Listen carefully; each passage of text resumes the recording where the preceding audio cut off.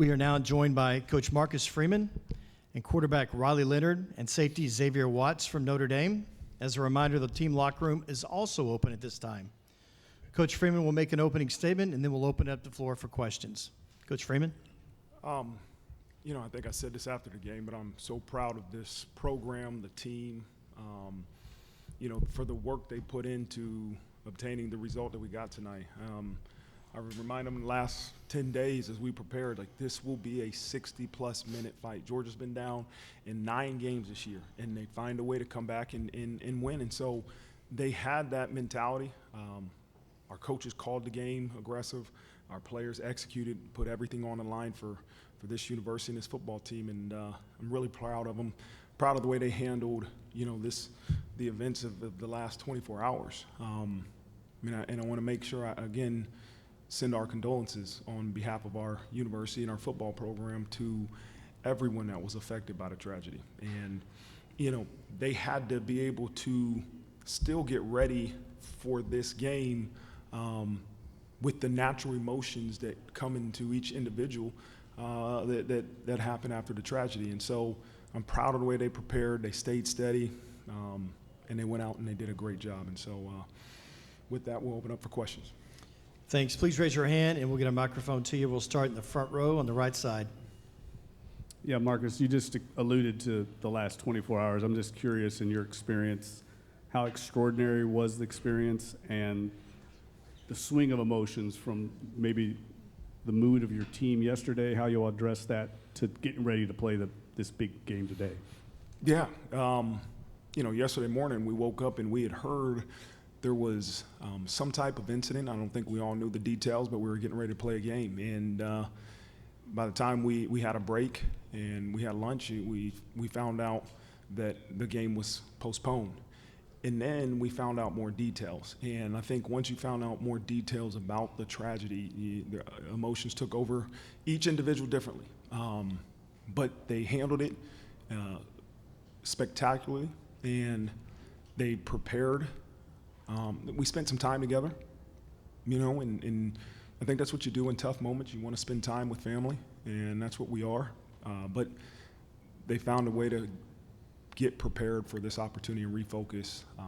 And again, it's unprecedented. Life, I told him this morning, there's things in life that are unpredictable, and the ability to handle those unpredictable things determine the success. And they handled this incident, this change, but they handle everything that's thrown at them in an unbelievable way. We'll ask you please identify yourself. Stand in the front row. Rod Walker from the Times-Picayune here in New Orleans. Marcus, can you you and James Franklin are kind of making history here.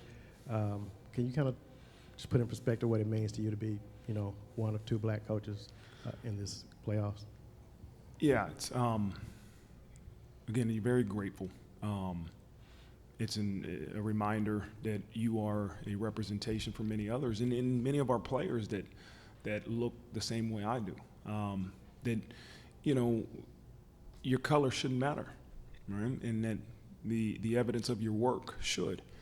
But it takes everybody, and that's what I continue to remind myself. When people will try to point the finger at you, it's a great reminder of you're not in this position without everybody, without all these guys. And that's why I told them in the locker room I couldn't get off that stage fast enough, because everybody couldn't be up there. It's about the team. It's about everybody that puts everything they have into making sure that we can achieve that success. And so it's a great honor. It's a privilege. But again, as the head coach of this place, I understand we're not in this position unless everybody in this program gets their job done. We'll go to the left side in the very back. Coach Andrew Greenstein at Louisiana Radio Network. All 4 teams that played in the first round ended up advancing to the semifinals. I know you can only speak for yourself, but do you believe that having played on December 20th gave you a competitive advantage over a team that had not played since December 7th? No, I don't. I think whatever circumstances you're given, you make the most of them. And if we would have had a first round bye, I would have been the first one to say, hey, this is great for us. We didn't. It's great for us. We are always a glass half full group, and whatever circumstance are thrown at us, we're going to take advantage of it and prepare and maximize the opportunity ahead of us. And so that's what they did. The first game had nothing to do with this game. It was the preparation that they put into this week in this game and the performance that they put on. But I don't believe in my heart the first game had anything to do with this one. It was about the preparation they did after the first game. We'll go to the right side. Matt Baker with The Athletic. For either of the players, Coach Freeman talked about how hard it was for you guys to be able to refocus after yesterday. So as players, how were you able to refocus? Obviously the events that occurred were very challenging, and I just want everybody to know that the Notre Dame family, every single person in our locker room is praying for those families that are out there. I also want to thank the New Orleans Police Department for responding the way they did and creating a safe environment for us to play today so quickly after the events. But as a player and as a Notre Dame player, you recruit the right people for a reason. And I think adding another day is just helping our superpower out. We say our superpowers all the time. Our preparation and the character in our locker room, those are two intangible things that we have that we utilize. So to have an extra day, after we got done praying for all the families, I hit up my quarterback coach and said, all right, can we watch some film tonight? Like I watched a whole, I got 4 or 5 more hours of film study. We had another day of walkthrough. That's our superpowers, our preparation, and I think it definitely paid off today. I'll go to the left side. Coach Freeman, Jack Sobel with Blue and Gold Illustrated. You mentioned the coaches calling the game aggressively, like the 4th down call towards the end, deep in your own territory. Can you kind of explain the logic behind that one? And then with the aggressiveness as a whole, like how did that help you win tonight? And how did that kind of help you get here to this point? Yeah, Jack, it's a mentality.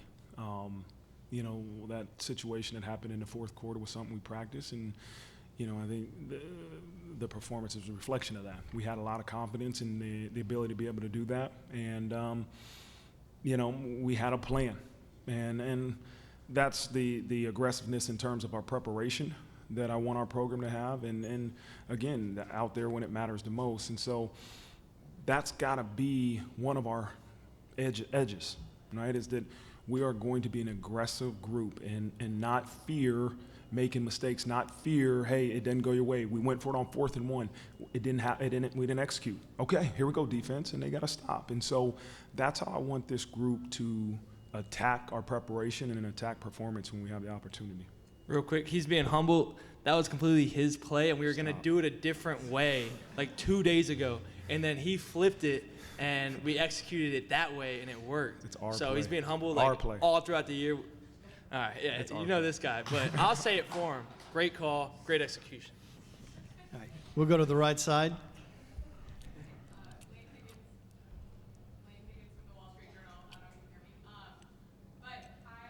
To ask you about the defense, particularly in the second half. Georgia was 0 for 5 on 3rd down, 0 for 3 on 4th down, and that's pretty dominant performance for one of the teams that has been one of the most physical in the country in the last few years. Why were you able to have such success in the defense, and what stood out to you? Well, we had 3 keys to victory on defense, and number 1 was to stop the run. And we didn't believe that we could lose this game by passing yards. But we could lose if we don't stop the run, and the defense did an amazing job at stopping the run, and that put them in some difficult 3rd down situations. And then another key to victory was takeaways, and the defense got 2 takeaways, a couple of turnover on downs, which were huge. They were relentless. The one drive, I wasn't too concerned because a couple of their big plays were uncharacteristic defensive mistakes. We didn't get a call, this guy didn't get the check, and that doesn't happen to this group often. So I said, okay, we're good. Get it fixed. Go back out there. When they get the next opportunity, it'll be fine. And they responded in a great way. We'll go to the left side, the front row. It's for the guys. Vince D'Addario, Irish Breakdown. What does it say for you guys when you've got a coach that's willing to go for it on 4th down at your own 18-yard line? Like, what kind of confidence does that give you guys as players to know that he's got the confidence in you guys to do that? Yeah, I mean, just having a coach and a coaching staff that, like you said, that aggressive mindset kind of just gives us the confidence that, all right, these guys are all in. We need to be all in on the play call too. So, when they go out there and like we need to go on 4th down and they want to be aggressive, you need to go all in, make sure you do your job and get it done. So, I mean, it's just so refreshing to have coaches like that. Okay, we'll go to the right side. Dylan Zinn from the Journal-Gazette in Fort Wayne. Riley, this one's for you. Mike Denbrock said this week there was going to be a physical price to pay to win this game, and you said something similar. Just how did you feel that your team paid that price, and especially that run where you kind of fell end over end at the end there? Yeah, yeah. I mean, everybody keeps telling me stop doing that, and then I did it, and it worked out today. So, and plus we're in the playoffs, so it's like, all right, put your body on the line. But pretty much, that's my mindset going into every game. Like, everybody else is going to put their body on the line. I'm going to do it right there with them. It was going to be a physical matchup. Our number one key to victory was to win the line of scrimmage on both sides of the ball, and that's exactly what we did. We knew if we could, establish ourselves up front, we were going to have a chance at this thing. And, they're a very physical group. They brought a lot of pressure today, but I think we handled it pretty well. And, stay behind the chains early in the game, then kind of figured it out a little bit. I was struggling in the passing game, but shoot, that opens up the run game. We were able to utilize our abilities and execute when it mattered. Go to the right side, second row. Coach Matt Miguez with ESPN Southwest Louisiana. Points were at a premium early on in the game, and then in 54 seconds, your team scored 20 points. Talked about that swing, and then your message at halftime to kind of keep your foot on the gas and keep finding the way to score those points. Yeah, it was a heavyweight fight. The entire game was, but that first half, it was 3-3. First of all, Mitch Jeter did an amazing job today with field goals, his confidence. He had a great week of prep. And then it becomes 6-3 us. And the forced fumble right before half, and then our offense being aggressive and opportunistic and capitalizing off of that as we go into half was huge. And what we didn't want to do, I think it was a 10-point lead at half. I didn't want to survive. And I think that's the natural tendency in a big game. You're up 10 versus a really good team to say, let's survive. No, let's be aggressive. Now, I didn't know we were going to come out of the locker room and score a kickoff return touchdown, but that helped. And again, that middle eight is something we often talk about, and the ability to close the half in that way and to start the half. The second half with a kickoff return touchdown was huge for the outcome of the game. We'll go to the left side, front row. Yeah, Nick Douglas here. This is a question for Xavier and for Coach. In a game where, points came at a premium, what does it say to hold a top team, specifically an SEC team, to 10 points through your defensive and through your special teams efforts? Yeah, I mean, I just think it speaks, to our defense as a whole. We go out there, we want to make sure we don't give up points, but some things happen. Like you said, we kind of break down the defense, giving up points. We don't want to let that happen. But like you said, just holding a team like that, they have some talented players. So holding a team like that to 10 points, low amount, is pretty good for our sakes. Obviously, you don't want to give up any, but just really proud of the performance we put up, and obviously complimentary football with special teams. J2 taking that kickoff out of halftime was really awesome. Just a good momentum swing, and it gives everybody juice. So. Yeah, I love the way this group responds. There was a couple big plays that Georgia made. They're a really good team and a good offense. And this group just responds, and we always say reload. Like, this play is the only thing that matters. That's the only thing consistent in a game, is that this play is the only thing that matters. And what you see is, if somebody gives up the big play, they're able to reload and get their minds right for this play. And that was a reflection of the red zone defense, the big fourth down stops. It's a great group. They got great leadership, great players, and, they're doing a heck of a job. We'll stay on the left side in the back. Hey, Coach, back here, Jared Paul Joseph with the WGNO here in New Orleans. Considering everything that did happen in the last day or so, you have two players on your defense, Jaden Osbury and Jordan Clark, Louisiana guys, and one has a pass deflection, one has a fumble recovery. What do you think it says about them and their ability to be able to still come out and make plays considering something happening in their home state? Yeah, they were extremely excited to come home and perform. And, there was a time yesterday evening that I wanted our players to spend some time with their families that were here. Being a parent myself, in times of tragedy, you want to be around your children. And, I gave the players from about 6 to 9 last night a chance to just go be with your family if they're in town. And I think that helped the parents as much as it helped the players to be around each other and to help them reset and get their mind into a place that it needed to be for today. But those two guys have been brilliant all year, and they did a good job in their hometown. We go to the right side. How you doing, Coach? I'm Chase Gisler with the Daily Star here in Hammond, Louisiana. I thought this was a true team win today, all 3 phases. Offense making plays when you needed them, defense came up big, and then special teams, 3 for 3 on field goals, then obviously the kickoff return. How satisfying is it for you as the coach when you see all 3 phases really just clicking on all cylinders? Yeah, I mean, that's what it takes to win versus Georgia in the quarterfinals of the college football playoffs. Like, it's going to take that. It's not going to be 1 or 2 phases. If we expect to continue to move forward in the college football playoffs, it's going to take all 3 phases. And we feel strongly about all 3 phases. But that's what it's going to take, and it was a great performance today. And now we got to get some things cleaned up, find a way to get better in this week of practice. And then we got another opportunity to go out there and perform in all 3 phases here on January 9th, I think, here at the Orange Bowl. Stay on the right side in the back.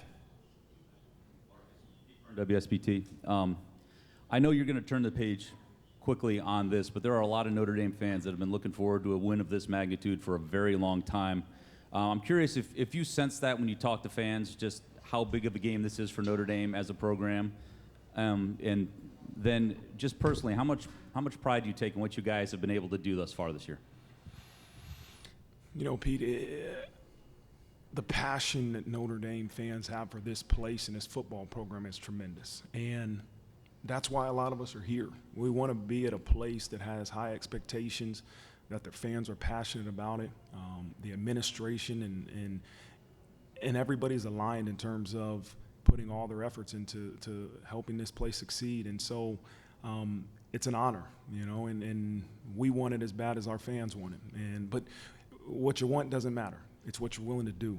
And that's what we got to continue to focus on, the work that it takes to achieve that outcome that we all want so badly. And so, we're going to get back to work, me and Pete. We're going to get on this plane. Let's watch it and find ways to improve and look at the schedule. I might give them tomorrow off maybe, give them a chance to reset. But we got to start game planning for a tough opponent. I saw a little bit of the Penn State game, and listen, it's going to be a great challenge for us. But I'm excited for it.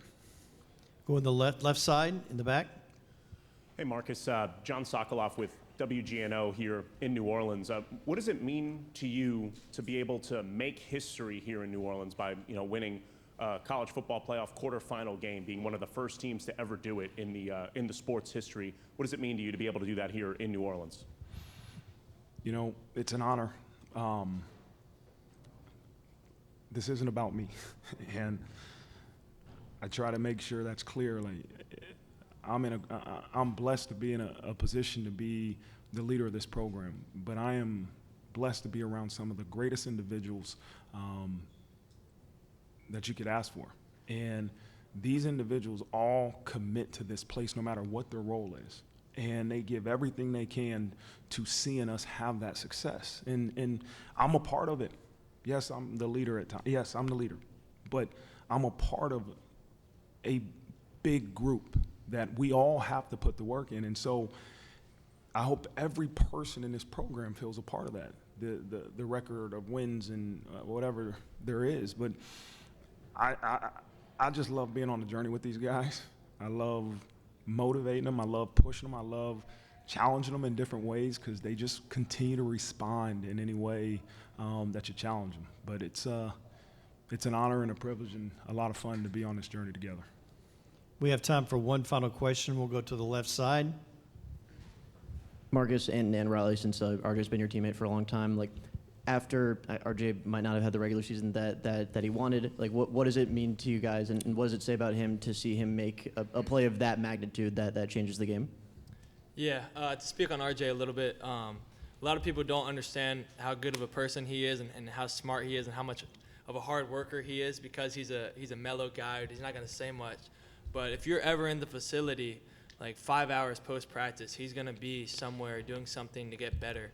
I mean, the consistency amongst this guy is insane, and I've been seeing it for 4 years now in my college career, and I'm grateful that he was able to, come with me to this place. But this is a very mature guy we're talking about, and somebody who's not going to say a word whether things are going good or bad. He's going to put his head down and work, and that's kind of the MO of our season. I heard a quote last week, Henry Ford, whether you think you can or you can't do something, you're right. And RJ believed in himself all season, and it's finally starting to come pay off for him. Yeah, Riley said it perfectly. These guys don't always control the amount of plays they get, right? Those are determined by your coaching staff in terms of what they need out of your role for this game. And RJ's a guy that no matter what the role is that's determined for him, he puts everything into it. And, when you have that mindset and you have that work ethic, good things like what happened today happen to you, and if you're sitting here and complaining about why you're not playing more than the next guy, then you know what, you're not putting everything into making the most out of your opportunity. RJ Oben is a guy that makes the most out of every opportunity he gets. And that concludes the Notre Dame press conference. Thanks, Coach.